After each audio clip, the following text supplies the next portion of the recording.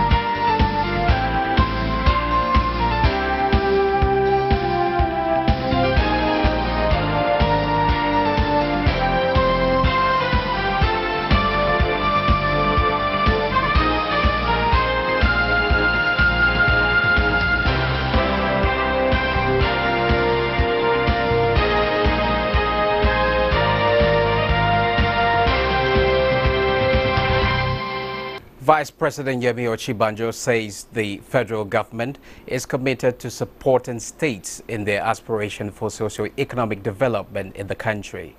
The Vice President stated that at the opening of the 2018 Ogun State Investors Forum in Abeokuta, while the Minister of Finance said Nigeria is targeting a 7% growth in the next 3 years. Let's have the report by Amina Nujem.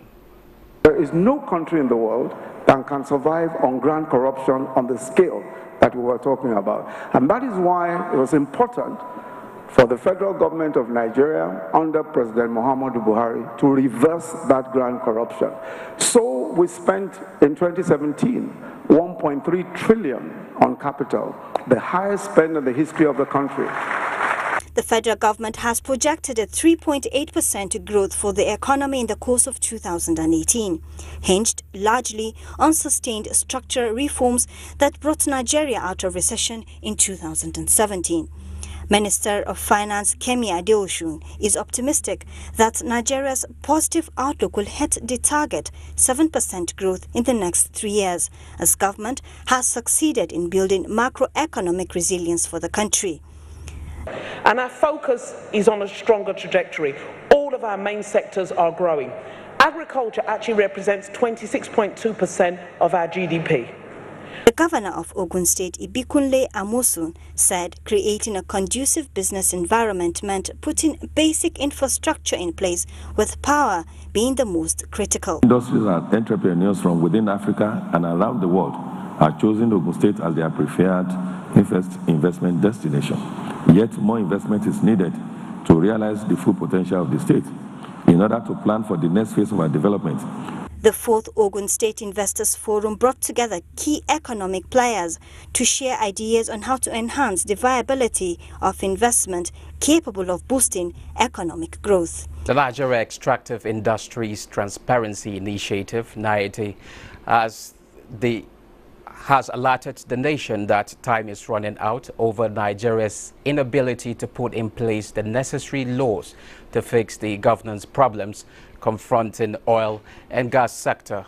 The Executive Secretary of NIAT, Mr. Waziri Adew, stated this in Abuja at the opening of a symposium to set the agenda on the Petroleum Industry Governance Bill, PIGB, passed by the 2 chambers of the National Assembly and awaiting harmonization. Mr. Adew identified the protracted delays in passing these laws as responsible for the uncertainties and stagnation of investment opportunities in the sector.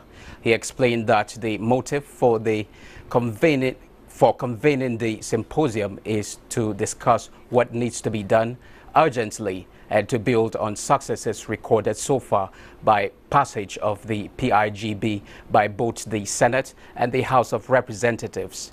In a message, the Minister of State for Petroleum Resources, Dr. Emmanuel Ibe-Kachukwu, underlined the importance of early passage of the relevant laws required to reposition the sector in view of the strategic implications towards increasing revenue generation, inflow of investments, job creation, and improved governance of the industry.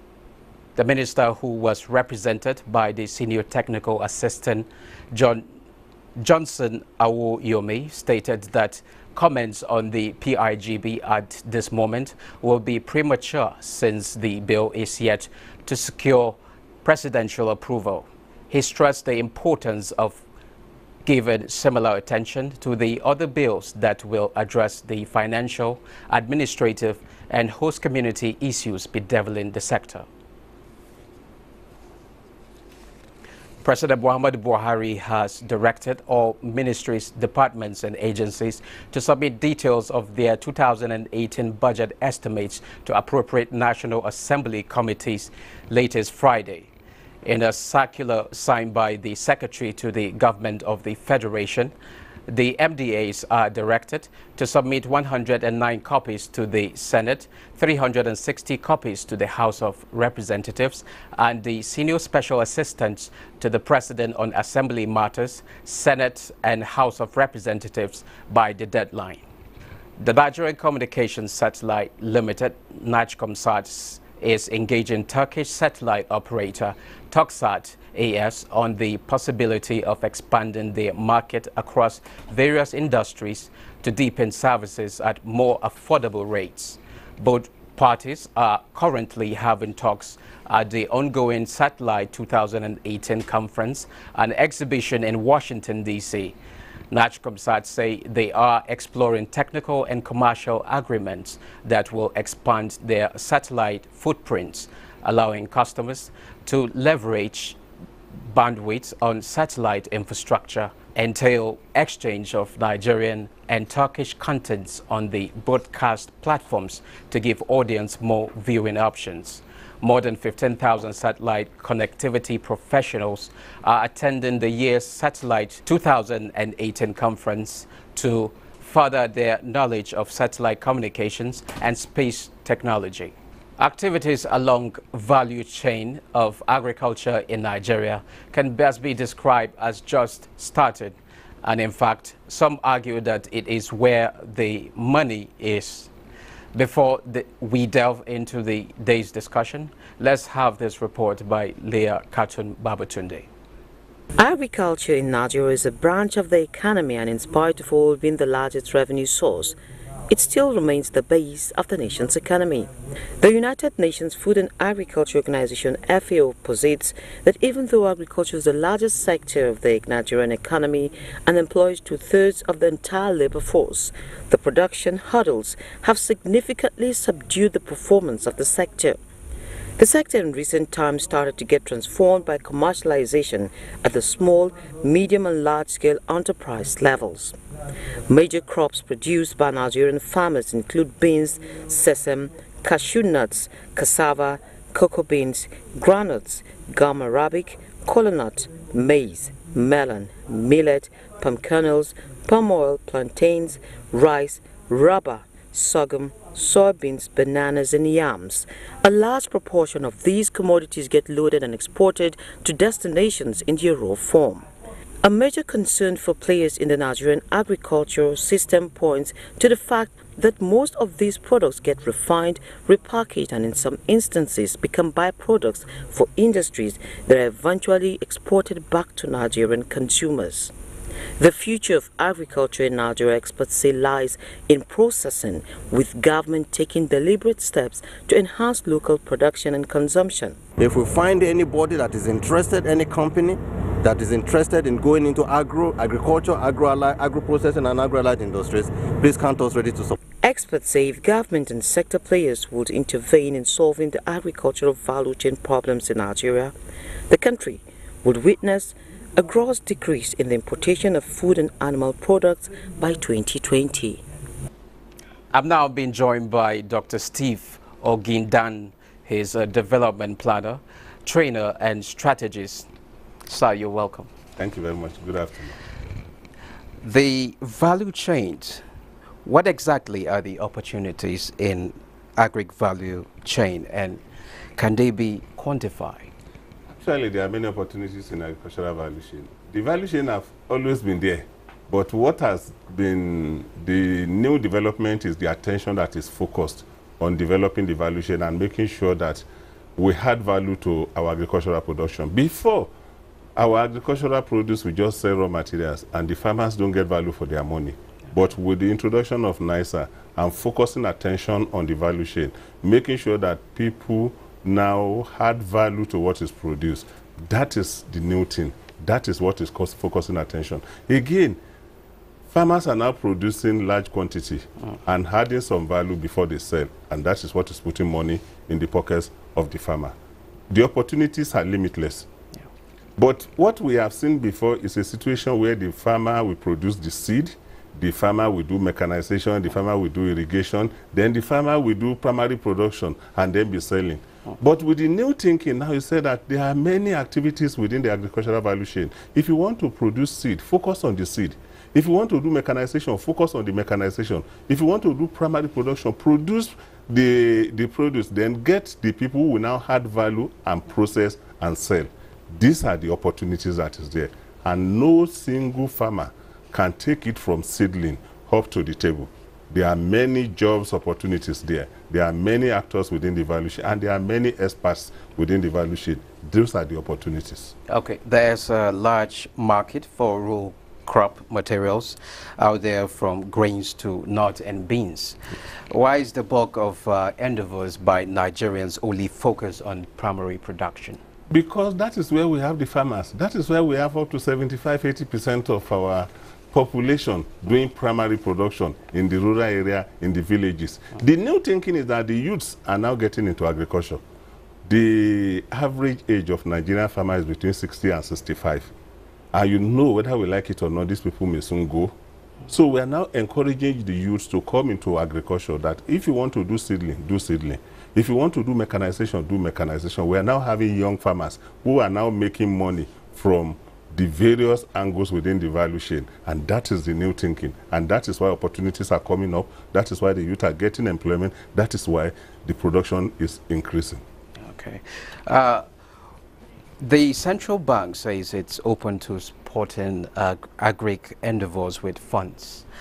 We have also seen other financial institutions like the Bank of Agric and NISA giving support to the process. Do we say the funds are not enough to cater to the needs, or the process is tedious, or the interest is not there? The process is not tedious. The interest is there. You see, with population of close to 200 million Nigerians, there's no amount of money that will be enough. But what NISA has done is to introduce technology to be able to drive agricultural production. For example, NISA has done what is called the endemic areas. It does not make sense for a farmer to be producing in one football field and say you want to feed the country. There is a minimum acreage that makes economic sense, that speaks to finance. That is what NISA is doing. That, look, let's have a geocluster, 250 hectares. And farmers and the banks will be able to create handshake, and the banks will be willing to fund. It makes economic sense for the banks to move into an endemic area and be dealing with a geo-cooperative for a geo-cluster of 250 hectares, 500 hectares, 1,000 hectares, than to be chasing 20 farmers that are scattered over 3–4 villages. So this is the new thinking. This is what is happening. And again, it does not make sense for a farmer within the same 1 hectare to plant maize, to plant sorghum, to plant beans, and plant everything. We say plant economies, plant produce that speaks to the economies, so that we'll be able to have this quantity that we'll be able to take to the market and sell. Those are the things, and that is why we have abundance rice production. That is why we have maize. And we are talking about the angle of the central bank. The anchor borrower program is doing wonderfully well. The farmers are getting a lot of money, and they are getting this money through the input supplies, and they are getting this, they are increasing their production. And you see, what NISA has done is to speak to the agricultural production from the market. You stimulate the market to request for the product, and you now produce to feed into the market. And within that chain, you are able to reduce post-harvest losses. This is the new thinking. This is what we are doing across the country. What's your focus for the sector this year? The focus for the sector this year is to focus attention on import substitution. Produce food that we can really feed and stop importation. We stop importation of rice, we stop importation of sorghum, we stop importation of maize. Then again, produce food that can hand the country foreign exchange. Focus on ginger, focus on cashew, then add a little value. You see what is happening in Nigeria is that we produce ginger in Kaduna State. Investors will come from Cote d'Ivoire, they will carry Kaduna ginger, they will take it to Cote d'Ivoire, they will only add a little value by cleaning and polishing. They will brand it as Cote d'Ivoire ginger, and they sell to Brazil, send to China. What we are doing now is to say, okay, now let us add a little value, let us process, let us clean, let us brand, and let us have Nigerian ginger that will sell well in the international market. Then farmers will have a lot of money. Those are the focus for the year. Create more value for the farmers, stop import substitution, address the import substitution, then let farmers hand foreign exchange, then stimulate the market to be able to take more. Okay, let's leave it there. Thank you, sir. We've been talking to Mr. Steve Ogidan. Thank you. Moving on, the Nigerian stock market has not been in its best form this March as equities maintain a steady slide. Stocks, treasury bills and bonds recorded falls across board. Let's have the details with Amina Nujem.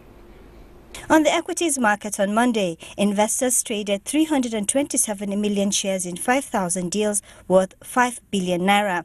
Market capitalization stood at 14 trillion naira.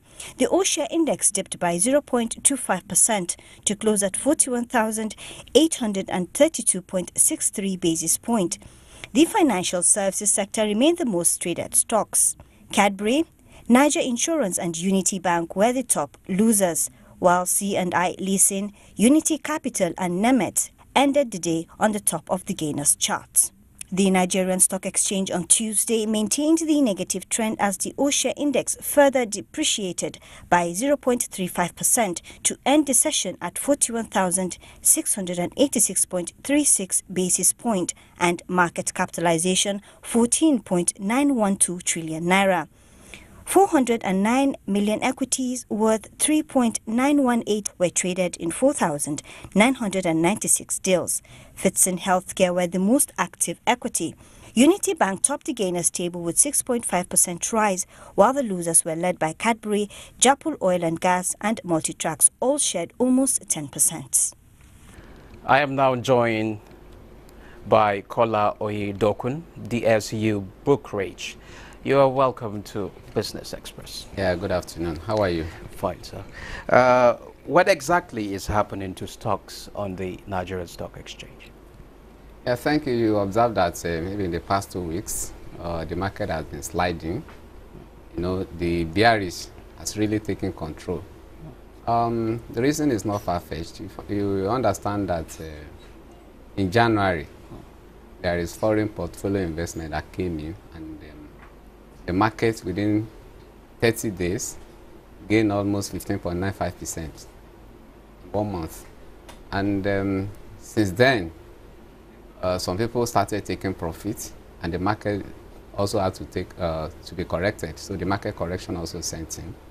But it's not that the fundamentals are weak. The fundamentals of the companies are still very strong. And by the corporate earnings, you find out that some companies have declared fantastic dividends. One of the banks that's selling for about 28 naira declared about final dividend of 2.45 naira, 2 naira 45 kobo, which is about 8% dividend yield, even after you remove the 10% withholding tax. So many companies have declared dividend, and it's very good. But the thing is that the market went too far, you know, in that January. So there was bound to be market corrections, and that is what we are facing for now. And if you look at the macroeconomic variables, you see that inflation is getting better, and I think it's about 14.33% in February, as released by the National Bureau of Statistics on, I think, on 14th of this month. So as against 17.5 or thereabout in the corresponding period last year. The exchange rate is better. The CBN has been stabilizing it. The foreign exchange reserves has gone to over 40.5 billion as against 35.5 billion or so in January. So the crude oil prices is also going up. Okay. So things are getting better, and I think it is just a question of time. And I believe the market does not turn around by the end of this week. Next week, there must be positive trend. The bull will take over the bear. Okay. How did stocks perform in today's session, and what will it be the likely outcome for the week? Yeah, today there was still the bear still took over. Then the market came down by 0.46%. But I think the depth is increasing because, as in, there are more gainers if you compare with what is happening in the past 3 days. So that means the market is recovering a bit. So the market correction is, maybe at the best form now, and very soon there's going to be a turnaround positively. Okay. Considering the steps being taken by the Senate to let Monetary Policy Committee of the Central Bank form a quorum, what will be the likely impact on investors? What has been happening before was that, the free rates, or let me say, the free risk or investment, the fixed income, this thing, has been, the yield there has been very high. And that makes banks and maybe some people to even patronize the free risk investment vehicle. And in the present, in the past few whatever, the yield has been coming down, and I think that will be very, very positive. That will have a very positive impact in the investment in the stock market. Okay, let's leave it there. Well, I've been talking to Kola Oyedokun. Moving on, Wall Street may have recovered from initial drag down by Facebook amid data hack inquiry after oil prices rose for a record 2 weeks, pushing prices up, and the FTSE outperformed peers following a slide in inflation figures. Let's join Bosede Abel for that report. Asian stock markets have closed Wednesday. While South Asian stocks recovered, most of the other Asian stocks depreciated. Nikkei lost 0.47% to close at 21,380.97. Shanghai also closed negative and lost 0.27%. Hang Seng Index closed at 31,414.52 and lost 0.43%. European stocks closed Tuesday in positive trajectory. FTSE went up 0.26%. In the same vein, DAX gained 0.74% and CAC inched 0.57% to close the day. United States stocks also firmed up Tuesday. Dow Jones and S&P gained 0.47% and 0.15%. And in Africa, most markets closed on a positive note at the end of the trading on Tuesday. South Africa's Johannesburg Index gained 0.35% to close at 51,615.22. Kenya rose 0.27%. Tunisia went up 0.70% and Ghana gained 0.93%.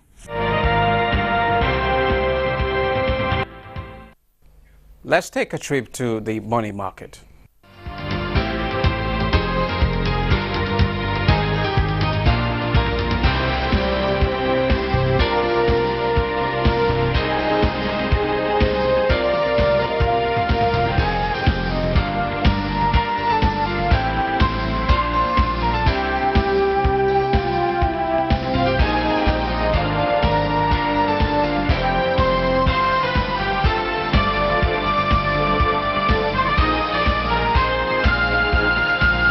Nigeria produces 250,000 tons of coconut annually, and it's number 18 in the world.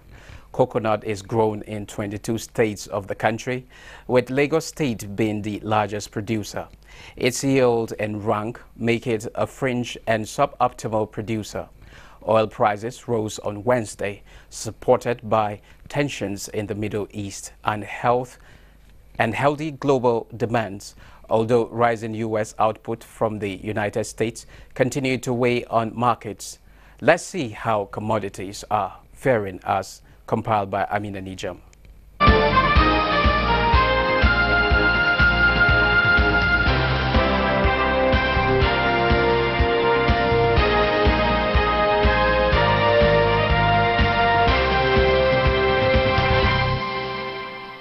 That wraps up this edition of Business Express. Keep a date with us Friday for another edition. I am Musa Abubakar.